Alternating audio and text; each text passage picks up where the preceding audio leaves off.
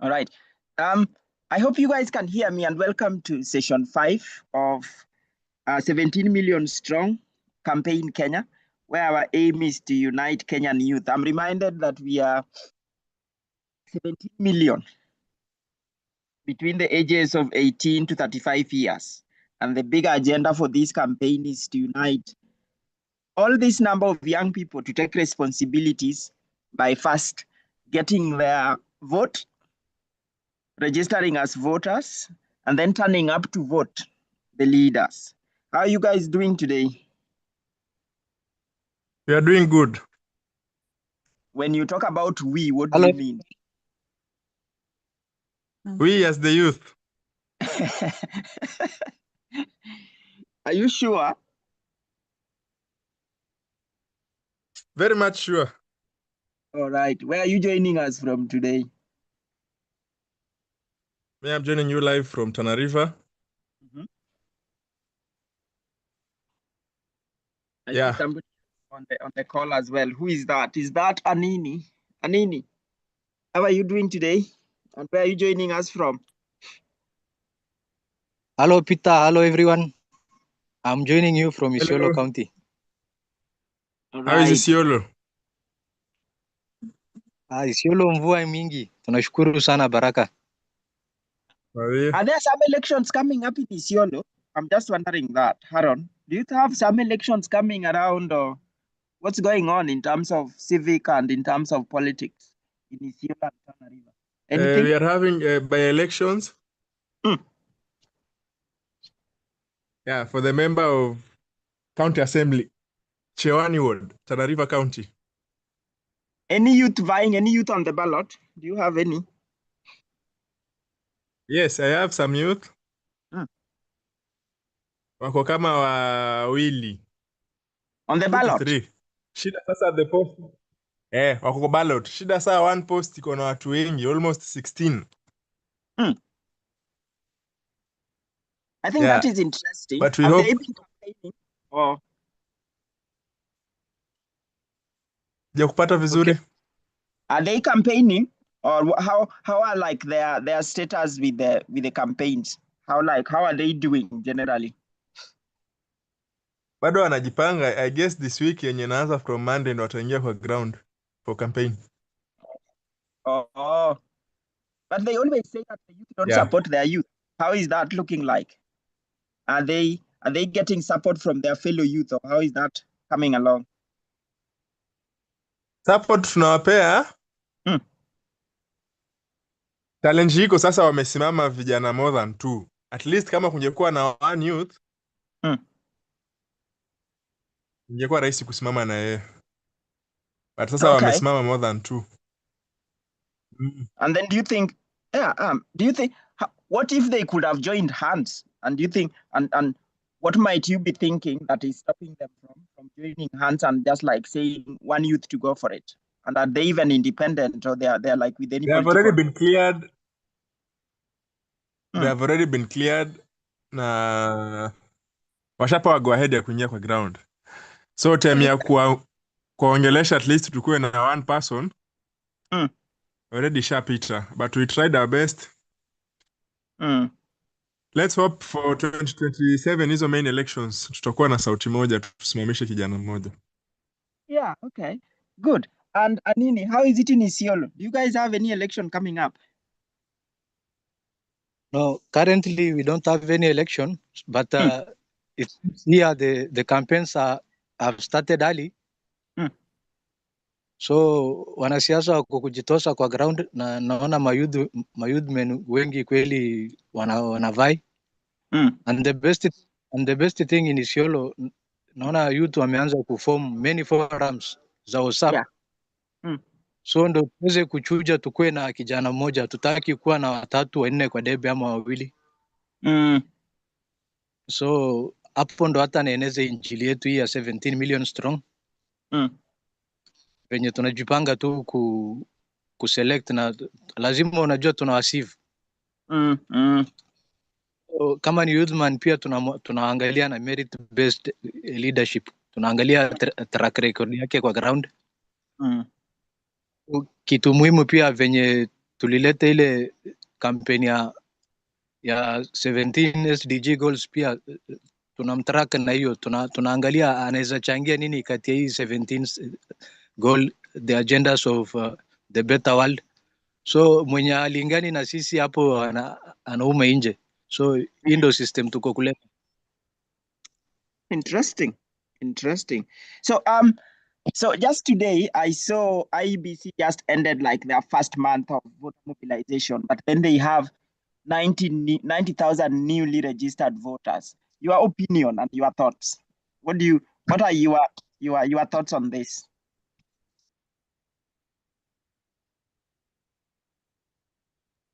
Okay, my thought on this, I think the number is still low. Many youth are still not registering, and many wako na ID. The fact that now nasikia sasa His Excellency amefanya hiyo exercise hiyo free, naona mayudhi wengi wakukutana pale kwa chief wakukatakata mambo ID, alafu tuone kama kutakuwa na extension hata waweze kuregister. Is it still? I think it is still ongoing. So where people have to go to their registration centers and register. Harold, is it still going or it stopped? We just want to double check on that. Registration is ongoing, sindio? Kama imestop. Kama ili stop on 30th. Oh, okay. So yeah, but I'm not sure. That was round one, sindio?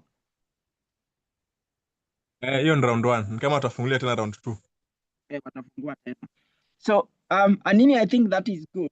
I think we will get into the SDGs and Sustainable Development Goals, engaging group into the SDGs, because that looks like, in a way, it is a unifying factor, and it has got like some legs that we can tie on. So I think now with this campaign now, it will be much of finding people who have registered as voters and new people who have their new IDs, so that when round 2 opens, we have people, we verified people, and we got now new people going now to continue registering. I think that will be the next phase. So if you look at this one, Haron, what are your thoughts? Just 90,000 in 30 days. What are your thoughts?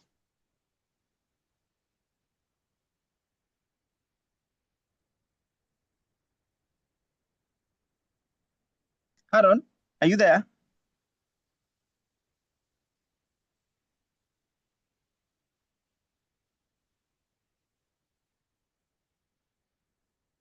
So Anini, in Isiolo, was the turnout really good, or how was it generally if you looked at it?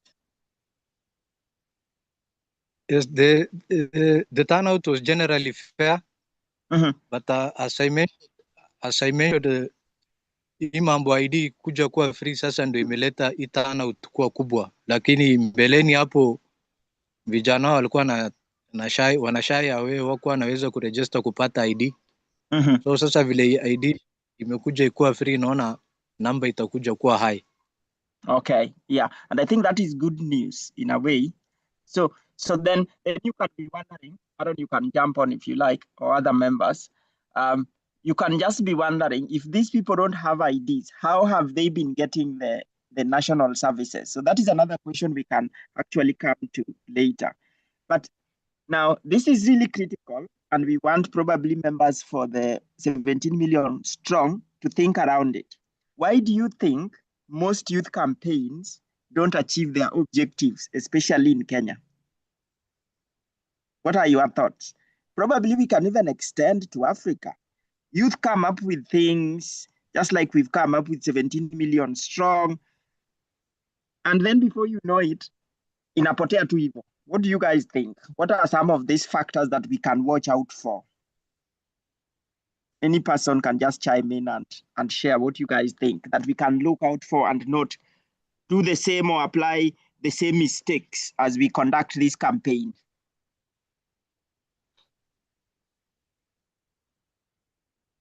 Hapo naweza anza na lack of unity.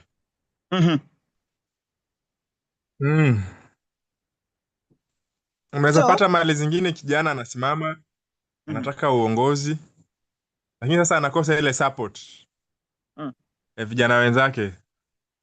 So inaenda paka anakuwa sasa haezi achieve ile objective yake yenye alikuwa amedhamiria atafanya. So one is lack of unity. But why do you think lack of unity?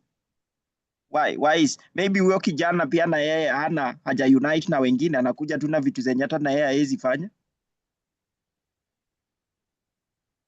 Why do you think Unaweza kuwa uko na maono lakini sasa convince watu wengi, alafu nayo pia mkuwe na trust na hao young people, labda pia haja network vizuri, hajulikani, kitu kama hiyo ndio nafanya mtu sasa haizi fanikisha hiyo malengo yake ya campaign.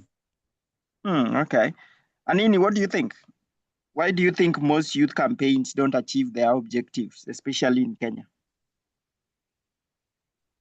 Okay, for me, what I've observed is that hii trend ya kura siku hizi ni kwa sababu ya social status.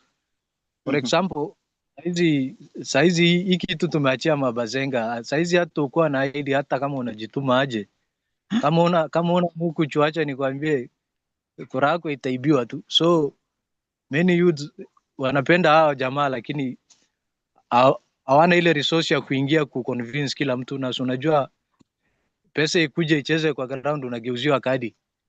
So many wanashai hawezi shindana na hawa hawa wenye pesa. So imekuwa hii game ni ya marichi tu. So ukitaka kusimama lazima ukuwe na kakitu, ama ukuwe na godfather, ama ukuwe na a big machinery ya pesa nyuma yako. So pia hiyo ndio inafanya hata youth wengi wanakuwa manipulated pia. Ukiwa na pesa utamanipulate ma youth. So hiyo ndio challenges. Okay, wacha nilete Aaron. Aaron, wewe Ongezea ukiangalia hapo kwa nini? Hiyo yote yenye Anini ameongelea ni ukweli. Na inaletwa na high employment and economic hardship. Vijana hawana kazi. Hapo ni kweli. So mwanasiasa akikuja katikati ana manipulate na pesa tu, sababu hawana kazi. Wangekuwa na job, ingekuwa rahisi wao wenyewe tu kumake decisions zenye zingekuwa firm. Na sasa Aaron, unabonga hivyo, tuseme our leaders, si tuseme wako na pesa, na hizo pesa ni za, tuseme ni za wananchi, like they are for the public good. Alafu wewe kama kijana, mko hapo vijana kama tuseme 1,500, mkakuja mkapewa 1,100. Huyu mwanasiasa akaingia kwa leadership, na yenyewe alikuwa amekupea 1,000.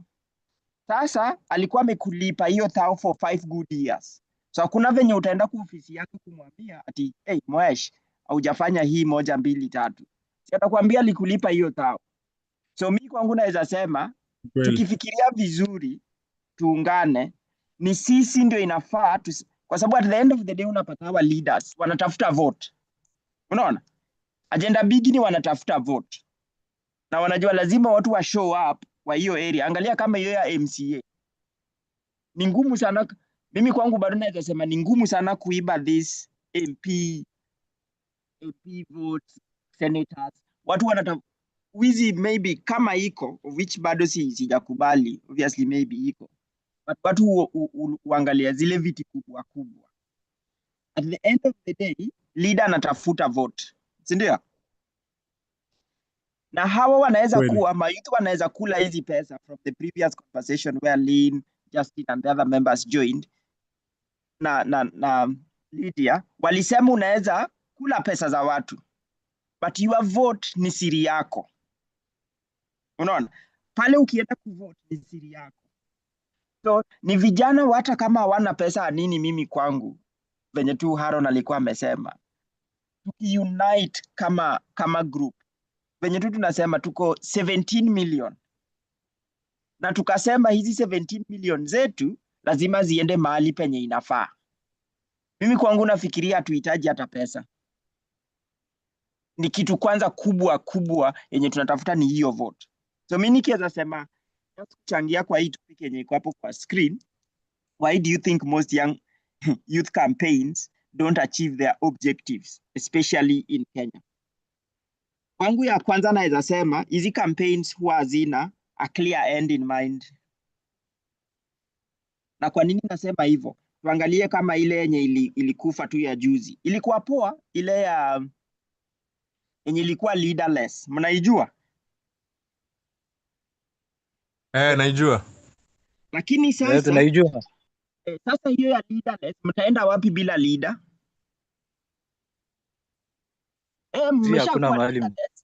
Mshakuwa leaderless mkasema nini, lakini at the end of the day agenda kubwa nyinyi ni leaderless.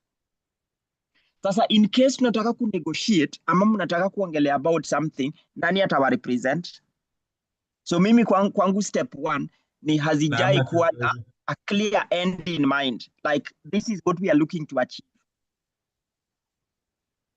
na tukisha achieve hii ni hivi na hivi na hivi ndio tutafanya hiyo kazi. Tuchukue example ya 17 million strong. Big agenda, tafuta 17 million young people between the age of 18 to 35 waregister kama voters. Na wakisha register waende wa vote. Na si kuvote tu, hapa kwetu tunaweza pata leaders.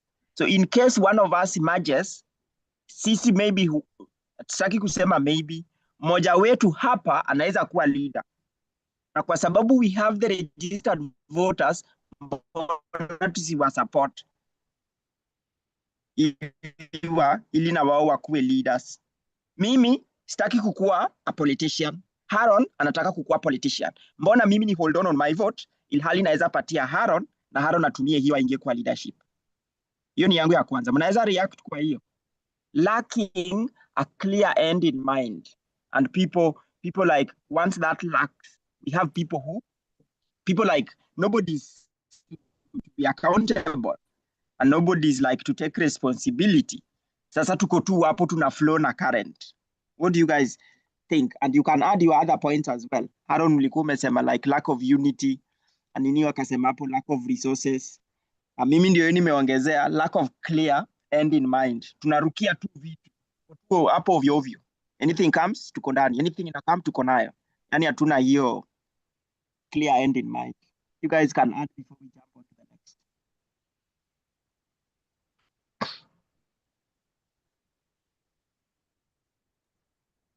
next. Pia kuna point nyingine tena hapo. Sawa. Anini proceed? Okay, pia nilikuwa nataka kuongezea kwamba ingine kwamba sisi mayouth tunapenda vitu haraka haraka, hatuna ile long term objective. So hata saizi tukikutana tutakutana tu kukula hizi pesa campaign, wengine hata wa vote. So hatuna long term objective. Haron, carry on. Thanks Anini. Hiyo iko sawa, like quick fix ndio iko kwa akili zetu. Haya, kuna ile sasa unaweza pata kijana anataka kusimamia kiti, lakini sasa hana pesa ya kusimama juu. Sasa lazima kuwe na pesa ya kulipia kwa IBC hiyo clearance, kuna pesa ya campaign. So the high cost associated with running for political office combined with general lack of financial resources among the youth inaleta sasa kuna shida, sasa mtu inamlemea, inabidi sasa tu ame give up. Sa mimi nikiongezea ya mwisho before tuende kwa next one, mimi kwangu, why do most youth campaigns don't achieve their objective, especially in Kenya? I think mimi kwangu naweza sema watu pia wako selfish. As in, kama si mimi, si mwingine. Like ni mimi tu, it is me. What is in it for me? See, like watu wanaangalia what is in it for the entire community. So the selfishness that exists. Na nikiongezea moja ni pia people hawataki kutake responsibilities. Unaona? Mimi kwangu wengine hawataki kutake responsibilities. Wako mahali wanataka waonekane ni kama wako hapo, ili opportunity kitokea jina yao like wakuwe ni kama walikuwa hapo, but in real sense wako tu hapo jina kwa majina tu ama kwa namba, lakini in real sense hawafanyi hata anything. Ni kama wewe umesha plant seedling yako alafu una expect tu after 3 months utashow up kwa shamba alafu una reap. You have to water the plant, you have to do the work. People like even unapata like how political leaders they know what they want and they are able to put in their resources to get that which they want. Wakisema tunaenda nje kuchamba hiyo campaign, watatoka nje na waende wafanye what they actually need. So mimi naweza summarize hiyo, but then you guys can add one or two more before we get on to the next topic for today. But I think our members can go and read this through, because we do not want to go the same route other campaigns have gone and they have failed. We want to learn from those and we want to build on something that is really, really better. And then the other one could be like, people are reactive. Any hot fire that comes, hakuna mtu anasema hey, wacha to think hii kitu yenye inarukia, watu kila mtu anarukia. Is it really worth jumping on? Could we come up with something new? So yeah, if you guys have and other members who will watch that, please do jump in and just think for yourself what you think can actually make campaigns succeed or make those campaigns fail. I see something on the chat: adequate support from stakeholders, and then lack of collaboration with government, body, civic society organization, and other key partners can limit campaign impact and reach. Yeah, that's a good one. So yeah, keep them coming. And if you watch this later, just think around. If you are a young person between the ages of 18 to 35, just look around yourself and see, why do you think most campaigns have always failed? Youth campaigns, why have they not achieved their objectives? So this far, I think we have managed to get representatives from 44 counties, and 222 members have expressed interest to join a 17 million strong campaign, which I think has been really, really cool. So far, Tana River is leading with 22. Haron, is that correct? And then Kisumu is on there. Yeah. Nairobi is coming. So how did you manage to get those members, Aaron? Just like a brief before we dive on to the next one.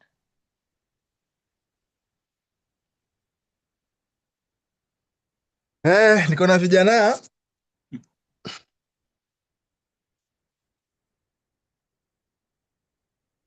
na akaunti yetu si kubwa sana. So you are able to reach them easily, or?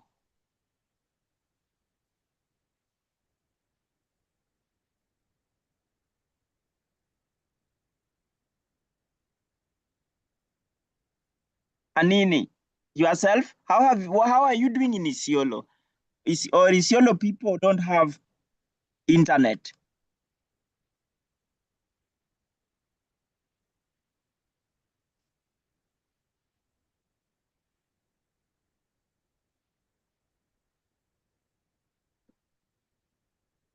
I don't know, you can continue adding on your one.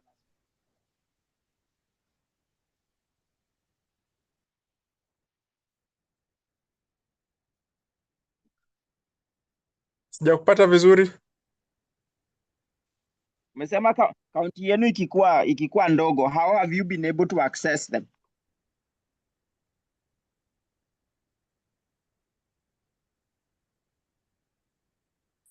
Previously nilikuwa nikiattend hizi training za ajira. So niko na namba za vijana wengi kwa simu. Yeah.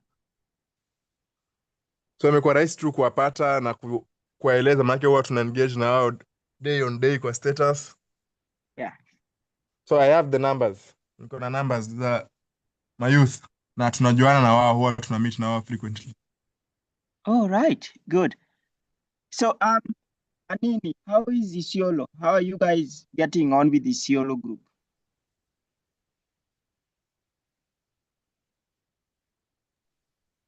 So as Anini, yeah, carry on.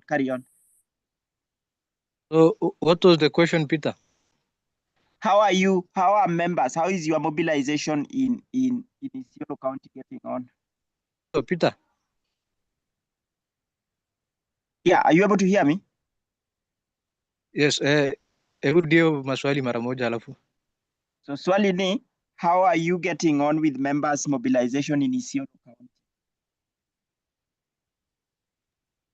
Yeah, for me, I'm admin to several groups in Isiolo. Yeah. And I'm also member to a very big community of WhatsApp group known as Isiolo Voice, comprising of over 900 members. Yeah. So there I have some friends, and they are helping me spread the voice. And also, when we are going out for the matches in the county, I spread the message in the field. Yeah.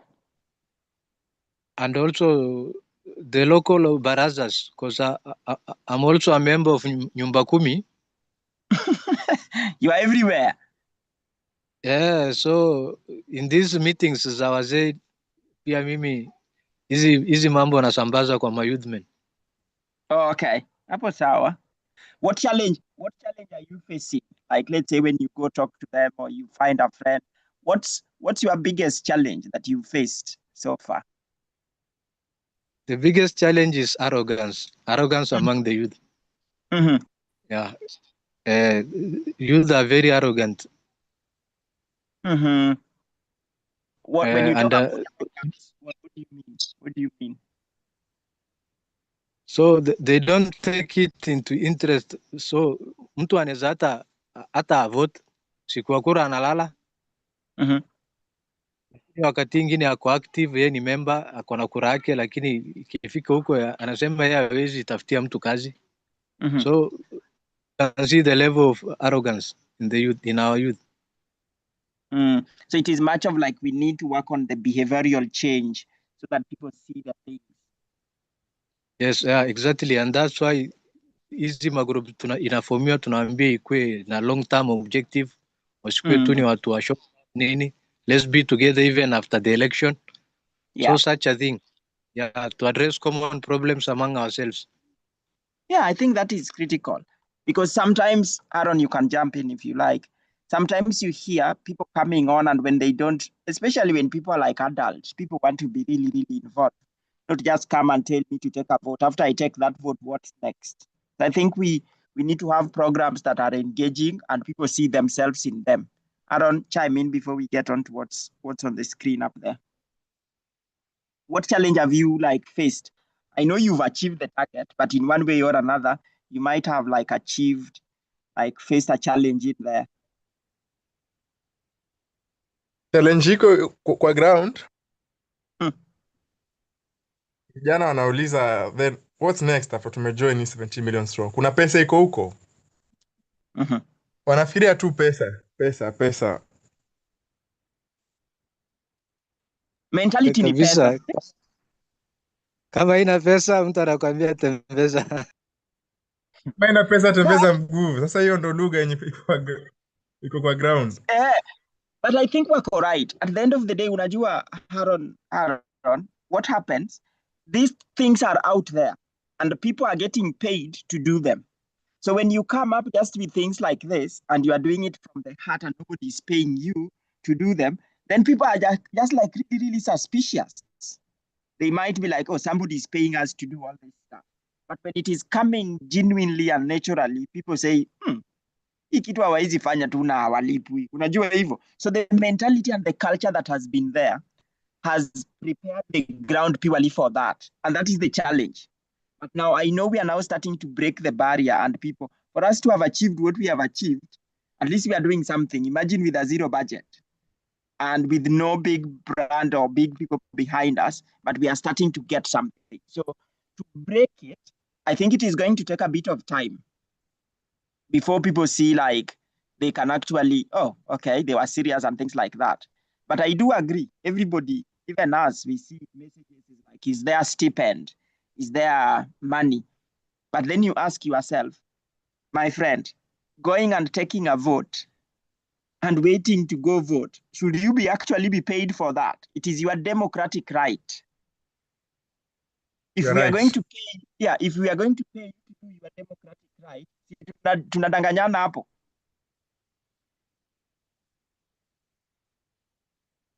So what 17 million strong is asking, my friend, go register as a voter, join the community, so you can you can be part of a group that you guys can share what you guys are doing, you can collaborate, you can even do things together.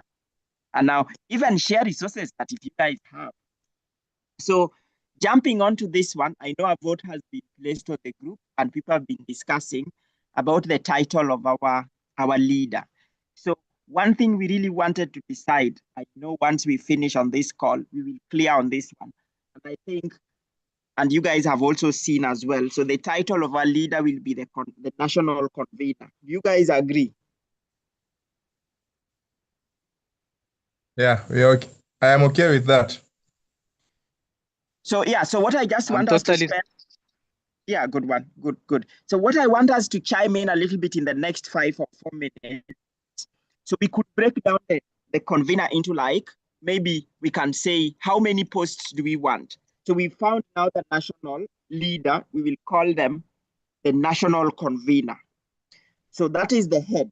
So what other positions do you guys think we need to have? We could have 5, 6, 7, but can you give now that we have the national convener, who else should follow the national convener?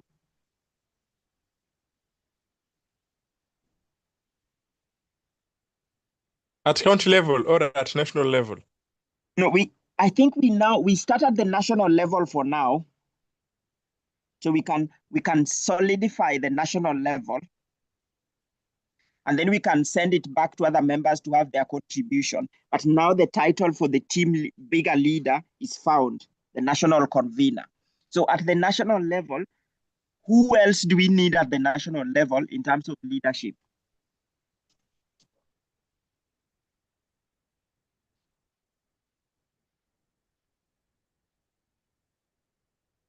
National Secretariat. Yes, we call it that way, yeah.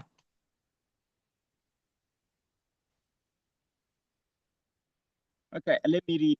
National level, the national convener, the top leader, then you say provides overall vision, direction, and coordination of the campaign across Kenya. And then national secretariat has molded. Yes, now what I'm asking is we break this secretariat into titles, if we can have that.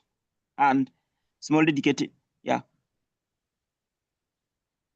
So yeah, we could break it down, the national secretariat. And I think the convener falls in there. So I could give you an example. Or Anini, do you want to jump on? Who else should be there? Deputy convener. Deputy convener. Yeah.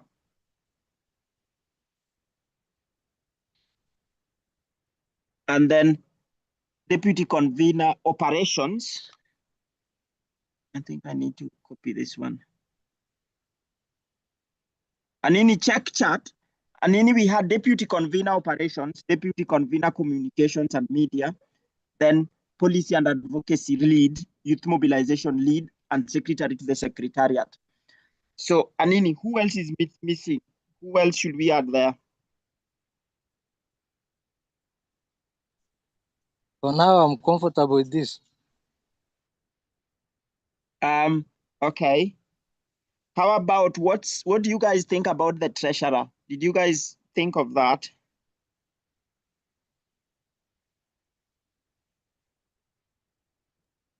Yeah, What are sure. your thoughts? Exactly. Saizi hata ndo naona hakuna treasure hapo. Yeah.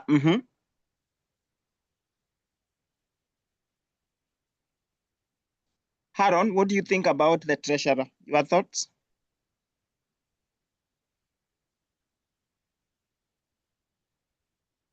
Treasurer, anaweza fall under hapo kwa operations ama tumpe role yake kivyake? Mseme?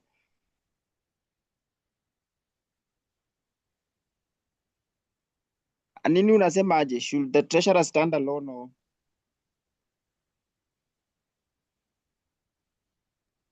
I think he should stand alone. Okay. So far we have 6. Okay, cool. So we have 6. So national convener, deputy convener operations, and then we have communications, policy and advocacy lead, and then youth mobilization lead, and then secretary, and then the treasurer. So in a way, the national level will be duplicated at the county level. What do you guys think? So what I'm thinking is, but you guys are free also to add. But Aaron, what do you think? If we have the national one, At county level, how should the county look like? Looking at what now we have, the treasurer, secretary, youth mobilization lead, policy and advocacy lead, deputy convener operations, and national convener. On here, could we add somebody like on impact, because we want to drive impact or something, like let's say community impact or something? Where will that fall in? Yeah, okay. I've just said my thought about the county level. Let me have a look. So you are saying for the county level, county convener or the county coordinator.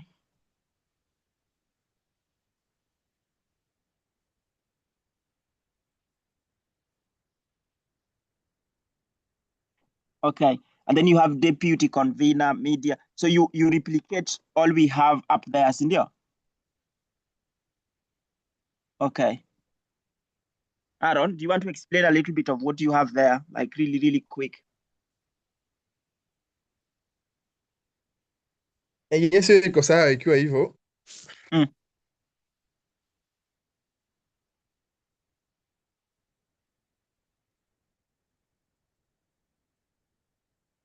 Mwingine unajua mwenye hajakuwa kwa meeting hata kuwa anaona hizo vitu. So lazima just high level. We got like 7 more minutes before we end the call on an hour today. So just like pick one and just like some of them are, you mentioned them on the national level.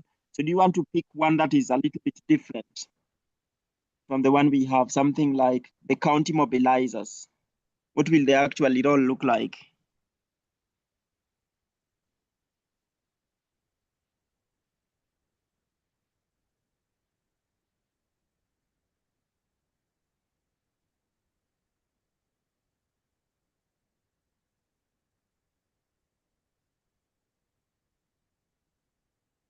Yeah, guys, County mobilizers.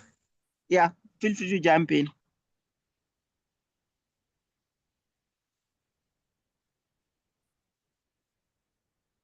Their main role is to mobilize, organize, and inspire the youth within the county. They wako actively participating kwa yetu. So watakuwa wanaangalia voter mobilization, watakuwa wana coordinate at ward level, constituency na county yote. All right. Anini, what do you have? Thanks. We will look into that one. Anini, anything to add? Anini, because you are touching on SDGs, and we want to ensure that people, just like after we gather, then groups that want to work on something, how can we incorporate that? Some food for thought, maybe. We can think around that. Okay, hatuwezi mambo SDG hatuwezi weka kwa policy. Akuwe na shughulikia hapo. Akiweka policy pia mambo SDG ikiweka kwa policy pale. Can we I'm just trying to think around that name, because that will fall under, do you guys want to project coordinator? Aaron, what do you think? Because like if a county comes with a project, monitoring and evaluation, how do we put that? Because we want to, I'm just thinking of this campaign, getting people around a particular initiative and then them working together to achieve that initiative. And that way, they are mobilizing people around a goal. For example, youth unemployment, you are talking about mental health, you are talking of poverty eradication. How do we put that and ensure people rally around an initiative, and who can actually lead that as a part of the campaign? How do we do that?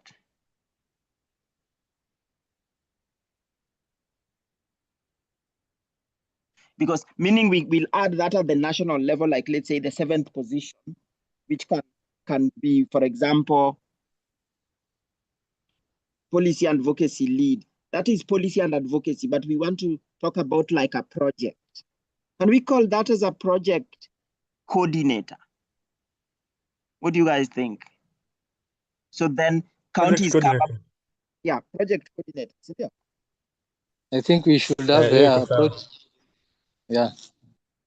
So then they will be like, each county comes up with a project, and then, yeah, we will get to that stage. So there we have that. So anything you guys want to think around that, I think, meaning now that can start giving us a flash of like simple, but I think the next one, those who will care will go look at that, add more. But I think once we have this structure, it will be easier to rally people around what we are looking to do. And I think that will be a good one for our next call. Because what we want to do, we want to mobilize these people, get them to register as voters, and then go vote. But then after they do that, what's next?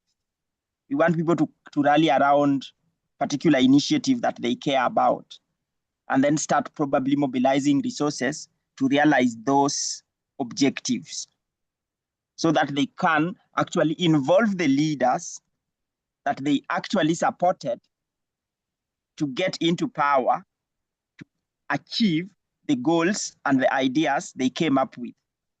Anything else before we roughly look at who we should be as a movement in the next 2-3 minutes?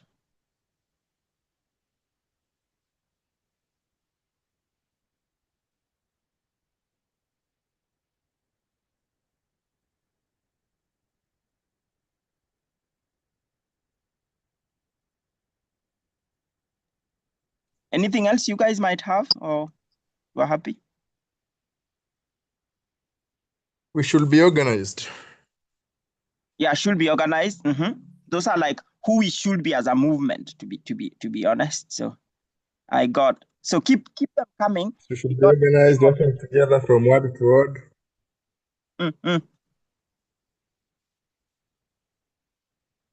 Anini, what do you think?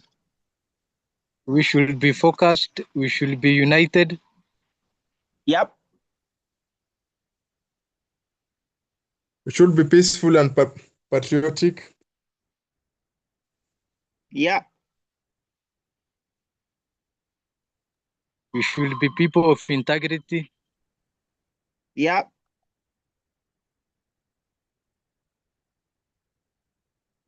So we have focused, united, patriotic, peaceful, integrity. Anything else? Visionary. We should be visionary. We should be visionary. Yeah.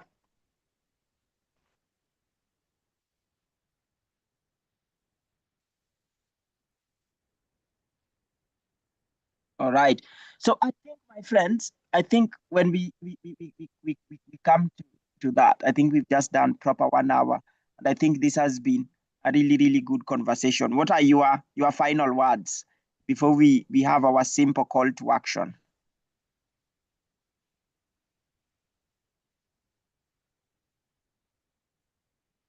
Okay. My message go to the people of Isiolo, especially the youth. I want to tell them this is the only chance we have. Let's register as vote, and let's make sure we get up early on the election day. Let's vote. Jameni, vijana tuamke tupige kura tafadhalini. That's my message to my Isiolo people and other Kenyans. Amazing.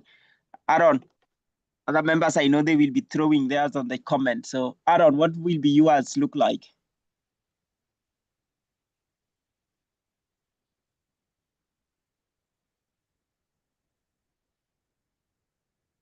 We can't hear you. But for those that have joined us or who are watching this one, at the end of the day, nothing happens by themselves. Human beings have to step up and make them happen. Even the handouts that young people are looking for, nobody's just coming to turn up to give you the handouts that you're looking for. They will only give you the handout after you have delivered something. But we want to ensure that when we are united, we are making the right decisions, being responsible, and being accountable, and asking the leaders to do what we ourselves can do. Things like time management, things like following through what we say we will follow through, things like being accountable. These are the values we really have to look into if Kenya is to change. Haron, back to you.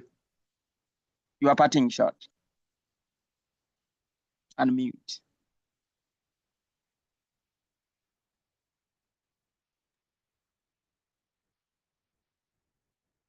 Sina cha kuongezea Peter. Tumeongea mengi sana. Sisi kama vijana tukue tu na sauti moja na kila kitu itaenda vizuri. Wazi. So with that, my friends, we say thank you. We'll build what we've done and then we take it to the next level. So next, I think it will be a matter of finding those who have registered as voters and now building our community chapters from the county level to 21 members. And then I think the next call we will be now talking about, now we know exactly what we want to do. Now we have proposed names of the titles and the leaders. Now we will combine that and then we will have a way forward after the next call. So our 30 days campaign probably is coming to an end. So our next is now, what do we want to do next as a team? And we want to be sure that we are taking it slow. We are following our footsteps bit by bit and achieving what we actually want to achieve. So with that, we say thank you and we look forward to connecting again next Sunday. Bye, guys. Bye, Peter.